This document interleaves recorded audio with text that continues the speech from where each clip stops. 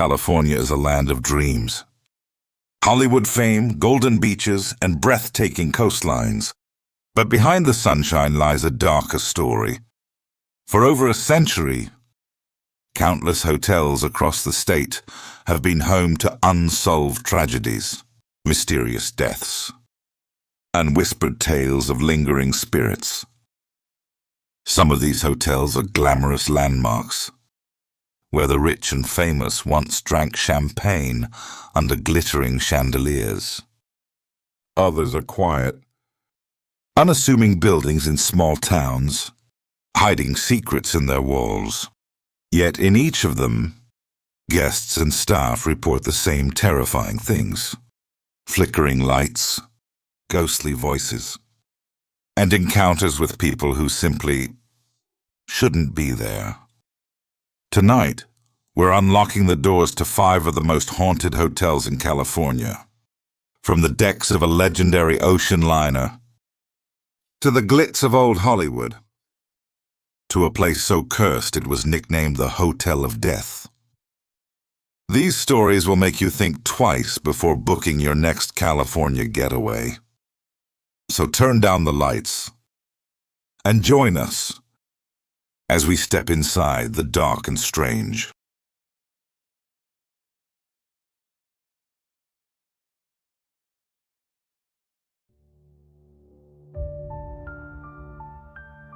Docked permanently in Long Beach, the Queen Mary is more than just a retired ocean liner.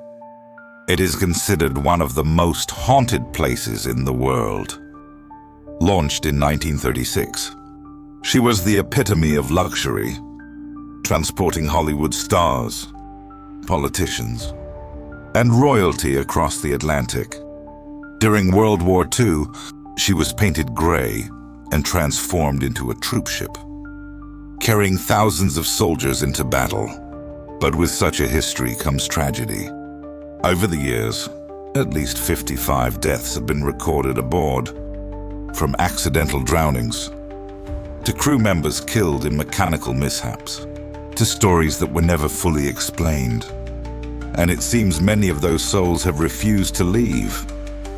One of the most infamous spirits is that of Jackie, a young girl who supposedly drowned in the ship's second-class pool. The pool has been drained and sealed for decades, yet visitors and paranormal investigators claim they still hear the faint sound of splashing water and the playful giggle of a child echoing in the tiled chamber. Another hotbed of activity is the engine room. Here, a crew member was crushed to death by the infamous door number 13, one of the massive watertight doors.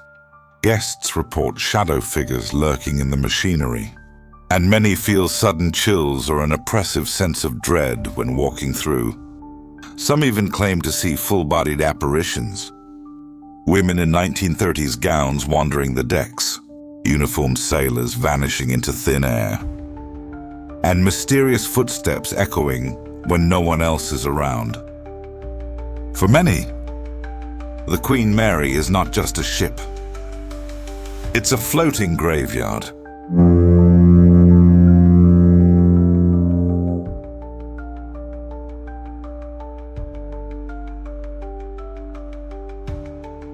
In the heart of Hollywood, the Roosevelt Hotel stands as a symbol of glamour, but also as a monument to restless spirits.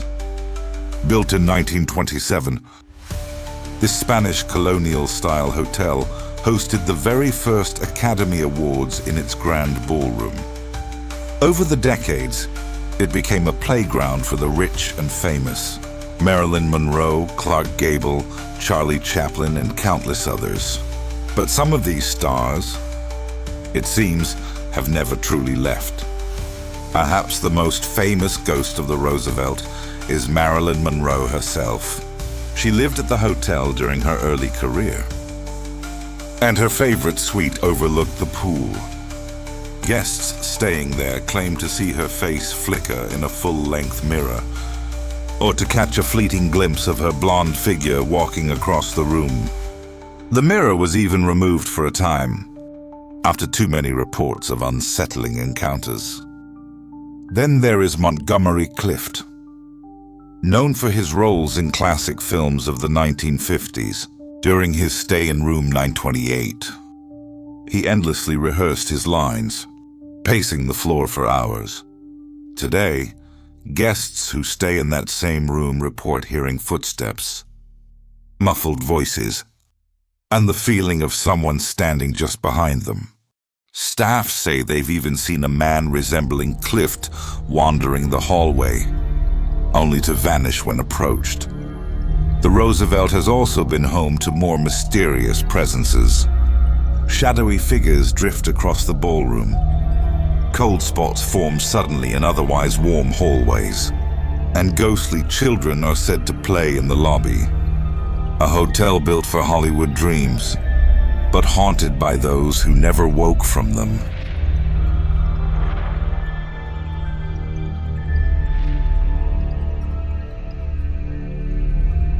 The Hotel del Coronado, with its striking red roof and beachfront views, looks like something out of a fairy tale. Since 1888, it has welcomed presidents, royalty, and movie stars. But behind its beauty lies one of California's oldest and most chilling ghost stories. The legend centers around a young woman named Kate Morgan.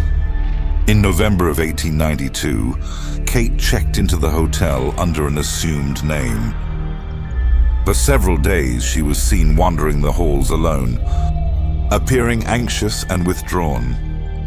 Then, on Thanksgiving morning, her lifeless body was found on an exterior staircase leading to the beach. A revolver lay nearby. Her death was ruled a suicide, but many believe Kate was murdered. Since then, Kate's spirit has been tied to the hotel. Guests who stay in the room she occupied, now known as room 3327, often report lights flickering on and off, televisions powering themselves, and sudden cold drafts. Staff have heard footsteps pacing back and forth when no one is inside. But Kate's presence doesn't stop at her old room. Visitors say they've seen her ghostly figure drifting along the beachfront veranda, or standing at the edge of the water staring into the sea. She is often described as beautiful yet sorrowful, forever searching for peace she never found in life.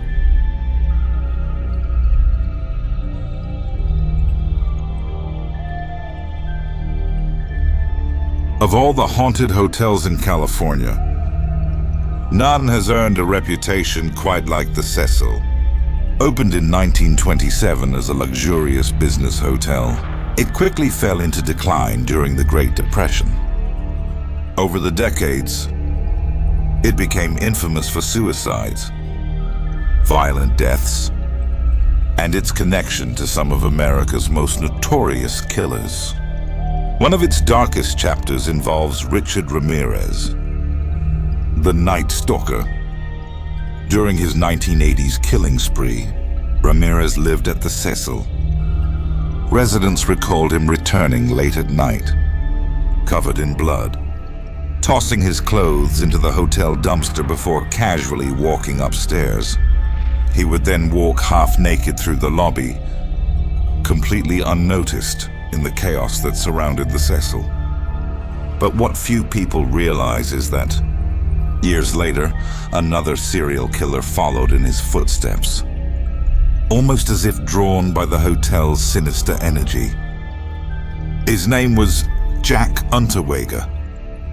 Jack Unterweger was an Austrian journalist and a convicted murderer. In 1974, he strangled an 18-year-old woman with her own bra. He was sentenced to life in prison. In 1990, he was freed, hailed as proof that even the darkest souls could be redeemed. But that couldn't have been further from the truth. In 1991, Jack traveled to Los Angeles, officially to write an article about the city's crime and sex work. But investigators later discovered his true motive was much darker. While staying at the Cecil Hotel, Unterweger began killing again. And where was he returning each night? Right back to the Cecil Hotel. With both Ramirez and Unterweger living within its walls, many now believe that the Cecil itself is cursed, a magnet for darkness, whether it draws evil men in or simply amplifies what's already inside them. No one can say, but its history suggests that something about that building corrupts everything it touches. The hotel's most infamous mystery, however, is the death of Elisa Lam in 2013. Elisa was last seen on January 31st. Hotel staff reported that she had been acting strangely, sometimes talkative and cheerful, other times withdrawn and nervous. Security footage would later confirm their concerns. When she didn't contact her family, they called police. Officers searched the hotel room by room, but found nothing. Days turned into weeks, and her disappearance became a media frenzy. Then, the elevator footage was released. The security video, recorded on February 1st, showed Elisa inside one of the hotel's elevators. And what it captured has haunted millions ever since. In the footage, Elisa behaves erratically.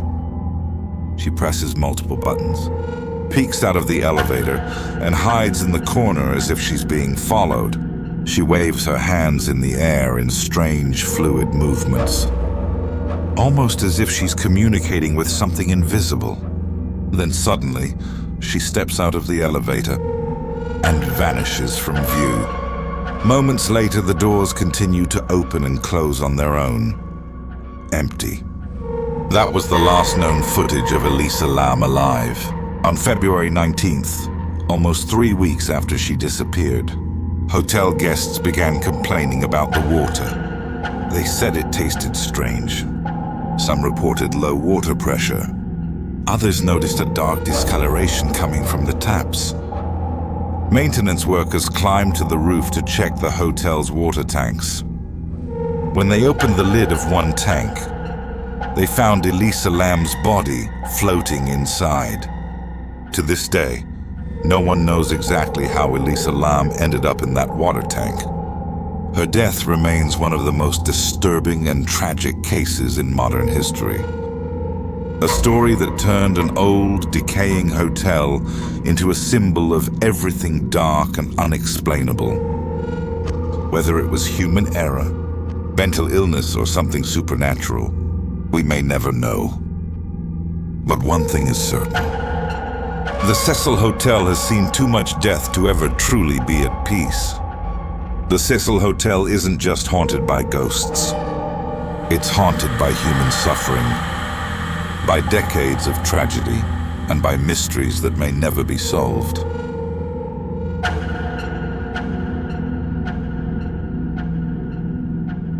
Tucked away in the quiet town of Santa Paula, the Glen Tavern Inn doesn't look like a place of nightmares. Built in 1911, it became a hotspot during California's oil boom, attracting wealthy travelers and Hollywood stars. But during Prohibition, the basement became a secret speakeasy, and according to local law, even a brothel. It was here that things turned violent. The most notorious ghost is that of a cowboy, gunned down in room 307 after a dispute. Guests who stay in the room often report the strong scent of cigar smoke or whiskey, even when no one has been drinking. Some wake in the middle of the night to see a man in old cowboy attire standing at the foot of their bed, only for him to vanish before their eyes. The hotel's paranormal activity isn't limited to one room. Staff claim to hear phantom laughter in the basement bar, where gamblers once played cards into the night. Apparitions of women in flapper dresses have been spotted drifting between tables, and some say if you listen closely, you can still hear the faint sound of jazz echoing from an era long gone. The Glen Tavern Inn's history of vice and violence seems to have left an imprint on its walls.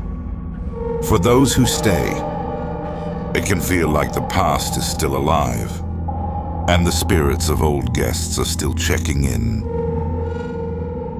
From the floating decks of the Queen Mary to the cursed halls of the Cecil, California's haunted hotels remind us that history never truly dies. Some spirits cling to glamour and fame, others to tragedy and violence, but all are bound to the walls where their final moments played out. For thrill seekers and paranormal investigators, these hotels have become destinations. For the rest of us, they serve as chilling reminders of how thin the veil may be between the living and the dead. So the question remains, would you dare to spend a night in any of these haunted California hotels? Or would you prefer to admire them from a safe distance, far from the spirits that wander their halls? This has been The Dark and Strange. Until next time, sleep well, if you can.